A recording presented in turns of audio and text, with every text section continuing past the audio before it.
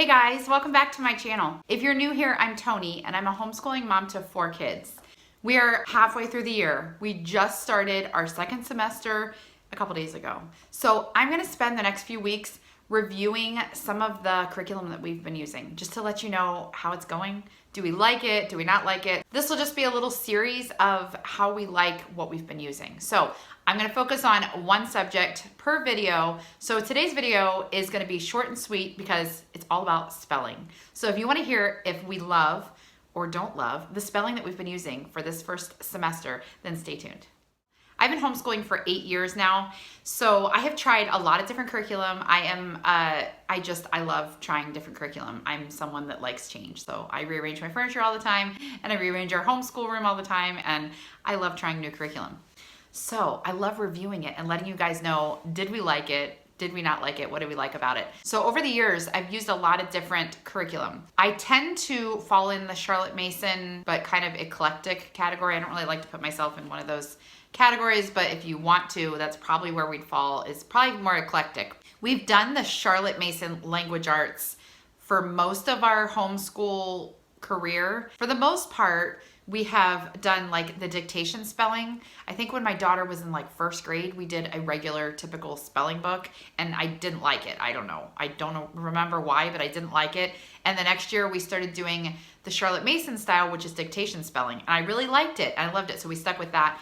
And all the curriculums we were doing from then on did the Charlotte Mason, where the dictation spelling is basically, you typically will look over the words and then you will call them out and they will spell them, write them down, write them on the board. So it's not like a sit down, write in a spelling test type of thing. Or you give them sentences. As they get older, you give them like sentences and they have to copy the whole sentence. So I liked aspects of that, but my girls started to not like it. They kind of hated dictation spelling last year. So this year, we jumped into a very traditional spelling book. That is what they wanted, and I'm like, okay, that's what we're gonna try. So we've been using Evan Moor Spelling.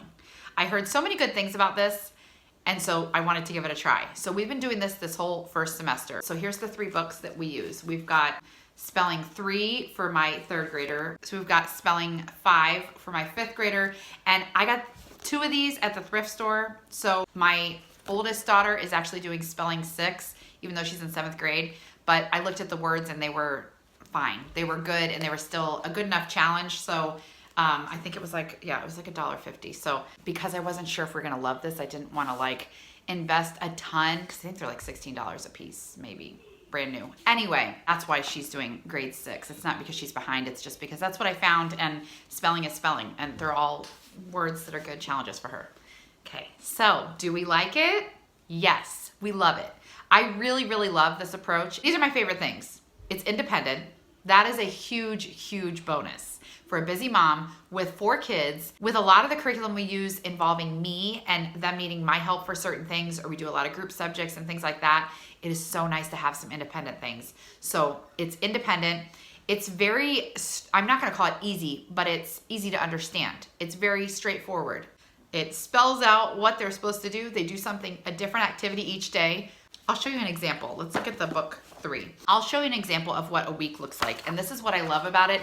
I always thought of spelling lists as like you copy the spelling list like 4 times each day. And you just do that every single day. Just copy the spelling list, write these words down. And then on Friday, you take a test and see if you know how to spell it, right? So that's what I always thought traditional spelling was gonna be like.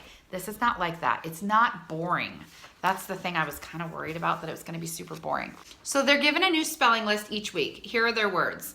They're gonna copy and spell the words here. Then they fold this over. So it says cover and spell. So then they try to cover the word and spell it. Then they go through and they're supposed to check it. So then after they do it, they'll have little check marks down showing that they went and to see if they spelled their word right.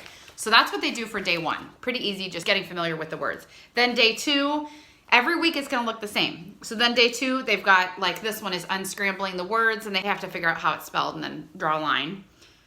So that's this whole section here. Here is circle the misspelled words and write them on the line. So that's a lot of just thinking through, okay, how is this actually spelled? I think that's a fun way to do it. You know, unscrambling, it's kind of like a little puzzle. Then day 3 is gonna be filling in the missing words right here. Then they've got dictation spelling. So those are actually the sentences that are going to be on the test also. They get to go over those throughout the week, and we write that down that time. Then day 4, they write in the missing spelling words. So we're working on different sounds, like this is O-I and O-Y. So they've got to make sure they know where those go. So kind of like spelling rules and things like that. Here they write the ending. So they have to figure out, like for this one, is it going to be S or is it going to be ES? So they have to know that spelling rule to know how to do that. And then at the end, it's write the correct endings to the verbs. So they're working on that too. So it's a big variety. It's not just writing spelling words. But I think it's fun enough. And they take the test on Friday. So it's Monday through Friday. They know what they have to do every single day. And then I grade their work. If there's anything that they spelled wrong, then they fix it the next day, and then they do their next lesson. They do their test on Friday. It is so easy. So sometimes they have different charts and different things, so it's not always going to be the same exact thing. Here's like a word search. So they keep it interesting. It's not complicated. It's something they can do all by themselves. This is something I love and kind of hate about this. I like that the answers are in the book, because sometimes, I don't know, sometimes it's annoying when, like the language we use, some of the girls, they have like a separate answer guide that's somewhere else, and then getting that out, I don't know, it's probably just my laziness not wanting to go find that book and then grade it. But so it's nice that it's in the back of the book. At the same time, it can be kind of annoying just the way it's set up, but I don't know if there's not really a better solution to this, so I think it's fine. So like here, if I was on page 26, I would just flip back and forth, like look at the word, you know, go to number 1, and then go back and look at this one and go to number 2. Obviously, some of these is easy to just go down and see if they spelled it right, but some of this stuff, it's quicker when I'm grading 3 different books to just go through and use their the answer key in the back of the book. So I do like that answer key is in the back of the book. I guess I just wished it was easier to like flip through it, but the only way to do that was to have it in another book, which I don't think I'd like. So I don't know if there's a better solution to that. So they have a spelling record sheet, the spelling test. This is one nice thing. The spelling test is just a blank paper that we reproduce. I make copies of it, and I just keep them in their spelling folder. The nice thing is, if they were to like bomb a spelling test and not get a good grade, just give them a new test. Have them study the words the next day and give them a new test. So it's nice that it's not like part of the book where if you mess up on spelling test 16, that's it. You can just photocopy another one. So if you do have a kid that's struggling with spelling, that really makes it really nice. The spelling dictation sentences are in the front, so it's real easy for mom. Like I just look at what week we're on. If we were on week 6, those are the 2 sentences that I would read, and it has a bunch of the words that are their spelling words. So that is how the book 3 is set up. The other 2 books are pretty similar. They probably just have different activities that they would do. They do have spelling lists in the front of the book like this, where you can cut them out and have that list with you. I don't cut those out because in the past when we've had stuff like that, they just get lost. Always. I would constantly find them on the floor, so it drove me absolutely bonkers. So we just leave them in the book because it's easy enough for them to just flip back. So if they're on like this page here, it's easy enough to just flip back here to this page and look at the words. It's not that big of a deal. So the book 5, it just has more sentences. It has, I'm not gonna do a major flip through of this. If you guys want a closer look, you can let me know, but they have phonics mixed in here. So even this, writing the missing digraphs for this up here, it's reminding what these things are, what digraphs are, which you probably learned in phonics, but it's just a good reminder. So it's just a cool, different way of doing spelling without it being like, they don't need me at all. Like they never need me for anything. But it's fun and easy and straightforward. Book 6 is probably very similar. I don't think these have crossword puzzles in these, but so they've got different charts they fill out sometimes.